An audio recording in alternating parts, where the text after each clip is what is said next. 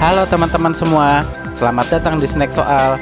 Semoga channel ini bisa membantu kalian yang pengen belajar masuk PTN dengan santai, ringan, atau pelan-pelan karena pengen paham. Karena itu, saya pilihkan soal-soal yang ringan di video kali ini. Tenang aja, walaupun gayanya pakai slide PowerPoint, saya akan tetap membahas soal-soal di sini dengan langkah setahap demi setahap, seolah-olah saya sedang menulis di papan tulis. File soal di video ini pun bisa teman-teman download pada link di bawah deskripsi. Baik, kita mulai saja latihan. Bab yang akan kita bahas kali ini adalah bab eksponensial. Bab yang menurut saya paling enak jadi awalan belajar matematika karena paling ringan dan menjadi dasar dari bab-bab berikutnya. Ini adalah konsep dasar atau rumus-rumusnya. Saya tidak akan membahas satu demi satu rumus di bawah, karena kita akan lebih mudah hafal kalau langsung praktek. Yuk kita masuk ke soal pertama. Nah, ini dia soal pertama.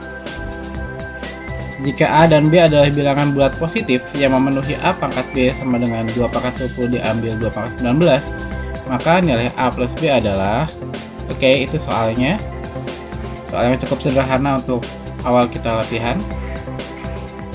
Oke, jadi kalau ketemu soal seperti ini, langkah pertama yang harus kita lakukan adalah menyederhanakan 2 pangkat 20 diambil 2 pangkat 19, sehingga kita dapat tuh A pangkat B nya itu apa.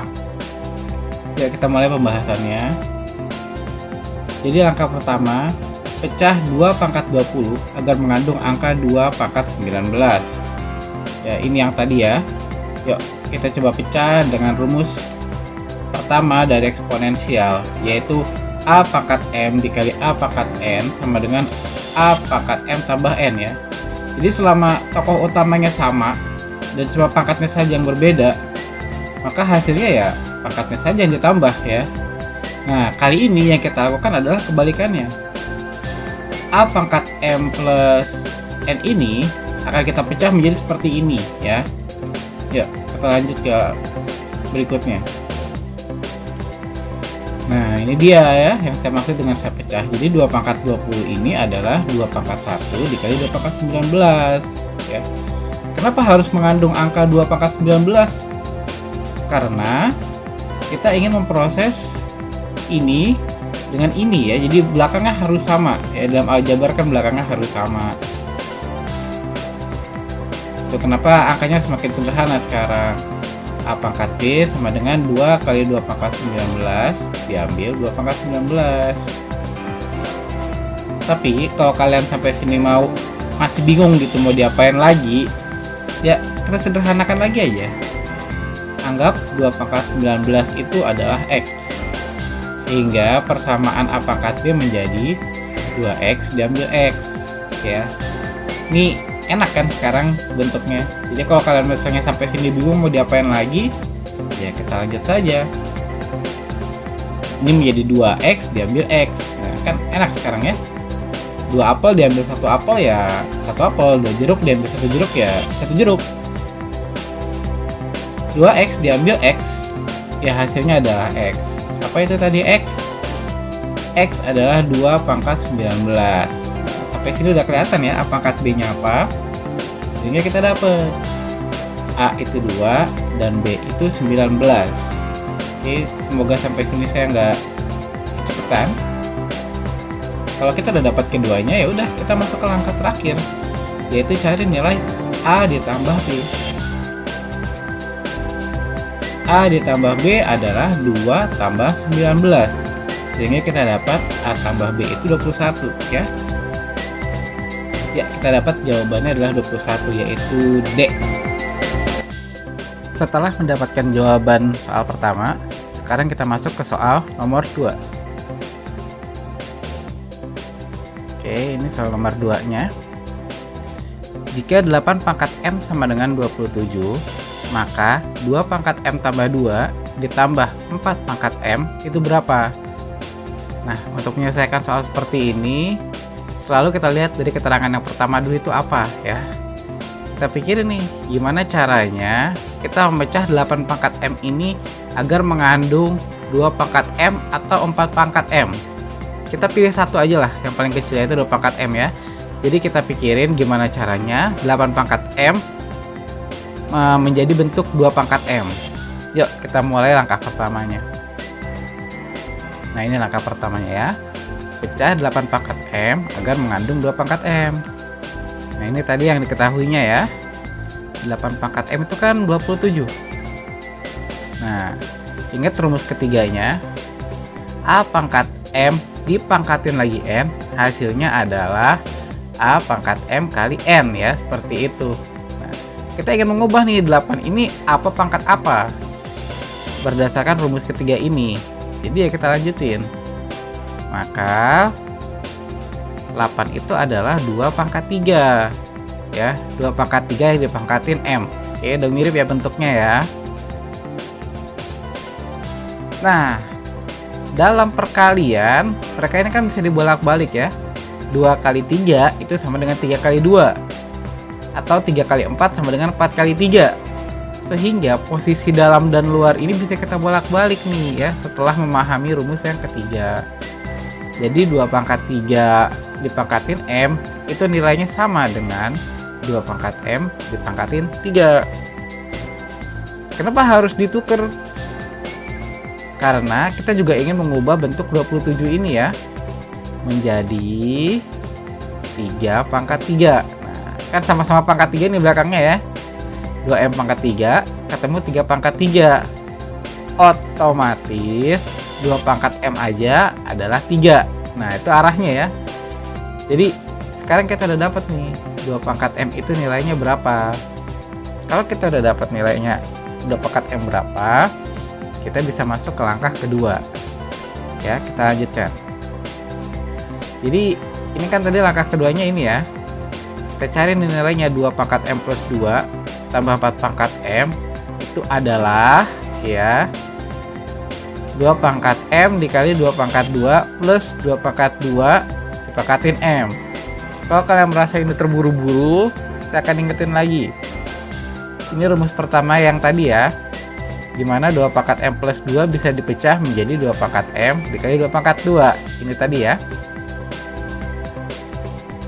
Pun yang tadi 4 pangkat M sebagaimana 8 pangkat M bisa dipecah seperti ini. Ingat rumus ketiga ya. Jadi bentuk yang ini 2 pangkat M dikali 2 pangkat 2 mengacu ke rumus pertama. 2 pangkat 2 dipangkatin M mengacu ke rumus ketiga.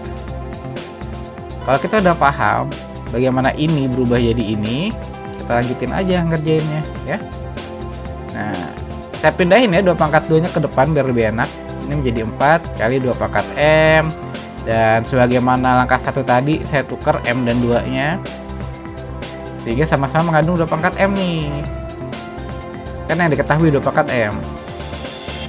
Nah, udah deh, tinggal kita ganti 2 pangkat M di sini saya ganti menjadi 3. 2 pangkat M di dalam kurung saya ganti jadi 3. Oke, ini tadi ya hasilnya ya. Sehingga kita dapat 4 kali 3 itu 12, 3 pangkat 2 itu 9. 12 ditambah 9 adalah 21. Ya, kita dapat jawaban dari soal ya, yaitu 21. Jawabannya D. Baik, setelah mendapatkan jawaban dari soal 2, sekarang kita lanjut ke soal yang ketiga ya. Nah, ini dia soal yang ketiga. Oke, kali ini ada tanda akar nih. Akar dalam kurung A tambah 3 sama dengan akar A tambah 1 ya. Nah, maka dalam kurung akar A tambah 1 berapa? Seperti itu kira-kira ya. Nah, biasanya kalau kita ketemu bentuk yang kanan kirinya ada tanda akar seperti ini ya, ruas kanan ada akarnya, ruas kiri ada akarnya. Hal yang akan kita lakukan berikutnya adalah mengkuadratkan keduanya agar tanda akarnya hilang. Ya, atau minimal berkurang lah. Yuk, kita langsung lanjut aja ke pembahasan. Nah, ini dia langkah pertamanya. Kuadratkan persamaan di soal agar tanda akar hilang ya. Itu yang akan kita lakukan. Nah, ini tadi soalnya. Nah, ini untuk mengingatkan kembali ya, kalau ada tanda akar, artinya dia pangkatnya setengah. Jadi kalau akar A berarti A pangkat setengah. Itu kenapa kita kuadratkan agar pangkat setengahnya jadi 1. kan setengah kalau dikali 2 jadinya 1 seperti itu ya. Dan kalau kalian ketemu akar A pangkat N gitu ya, angkanya apa aja gitu di atas tanda akar, artinya dia pangkat seper angka itu sendiri.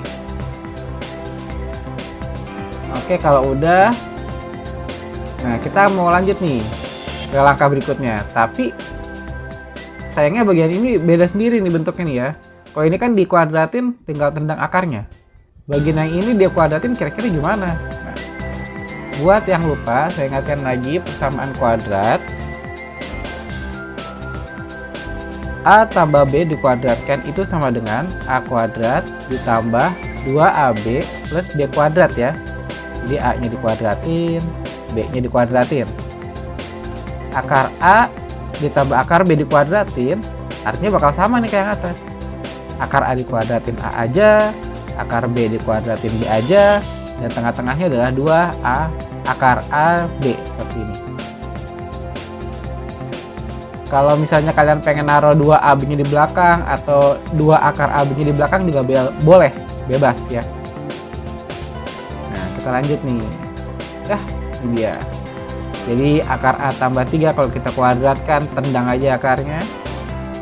Kalau yang bagian kanan kita kuadratin ya udah, akar A jadi A aja, 1 dikuadratin tetap 1. Tengah-tengahnya 2 kali akar A kali 1 ya, seperti itu. Kalau kalian udah lancar pengen cepet, 2 akar A aja juga boleh. Bebas, ini kan pelan-pelan. Ya udah, kalau udah langsung kita pindah-pindahin ya, yang sama-sama A pindahin, yang sama-sama angka aja pindahin ke kiri. Yang 2 akar A karena nggak ada temennya biarin aja di kanan ya. Jadi A dipindah ke kiri jadi negatif A, 1 dipindah ke kiri jadi negatif 1. Udah, kita proses sekarang. A diambil A habis, 3 diambil 1 sisanya 2. Sehingga kita mendapatkan persamaan baru yaitu 2 sama dengan 2 akar A. Sama-sama kita bagi 2, dia menjadi 1 sama dengan akar A gitu ya. 2 bagi 2 1, 2 dibagi 2 ya 1 juga. Akar A sama dengan 1 ya udah kuadratin aja dua-duanya. 1 dikuadratin 1, akar A dikuadratin A aja. Dapat deh kita nilai A ya, itu 1. Nah udah, kita langsung ke langkah terakhir, kan udah gampang nih ya. Karena A-nya udah dapet, kita ganti aja A di pertanyaan menjadi 1 gitu. Akar dalam kurung A tambah 1 berapa? Ya ganti aja A-nya jadi 1. Dapat deh, jawabannya adalah akar 2 ya. Itulah jawaban dari soal yang ketiga, yaitu A. Baik, setelah mendapatkan jawaban soal yang ketiga, sekarang kita masuk dulu ke intermezzo ya. Intermezzo itu bisa dibilang selingan. Kita cari pembahasan ringan lah sebelum menutup. Kira-kira kita mau bahas apa? Nah, ini yang saya ingin bahas. Pernah gak sih kalian kepikiran apa kampus terluas di Indonesia? Mungkin beberapa dari kalian yang hobi baca-bacaan di internet udah tahu. Tapi buat yang belum tahu, mungkin sebagian dari kalian akan menebak kampus terluas di Indonesia adalah UI ya. Mungkin karena punya hutan, karena punya stasiun sendiri, dan seterusnya.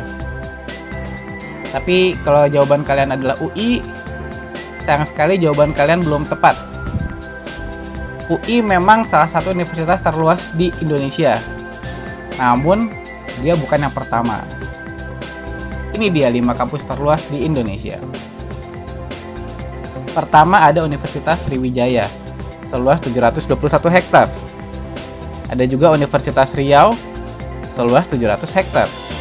Ada juga Universitas Andalas, seluas 502 hektar. Lalu ada Universitas Sumatera Utara, seluas 416 hektar. Baru yang kelima kampus saya, Universitas Indonesia, seluas 320 hektar. Kalau kalian bingung 1 hektar emang seberapa besar sih? Oke lah, kalau kalian cari di Google atau di buku-buku paket, 1 hektar tuh segini ya, sekitar 10.000 meter persegi. Tapi kalian kebayang gak sih, ini tuh luasnya seluas apa gitu? Nah, sebagai gambaran, satu lapangan sepak bola itu luasnya sekitar 7.500 meter persegi ya. Bisa kurang, bisa lebih, tapi sekitar segini. Sehingga kalau kalian pengen ngebayangin Universitas Sriwijaya itu luasnya seluas apa? Ya, dia sangat luas hingga bisa memuat lebih dari 721 lapangan sepak bola di dalamnya. Kira-kira seperti itu. Oke, cukuplah ya untuk informasi ringan tambahan di video kali ini.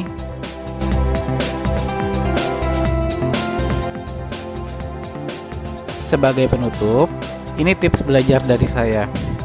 Kalau berat ngapalin rumus, banyakin latihan aja. Nanti juga hafal sendiri. Terima kasih sudah mampir ke Snack Soal. Mohon maaf jika ada kekurangan. Semoga video ini bermanfaat.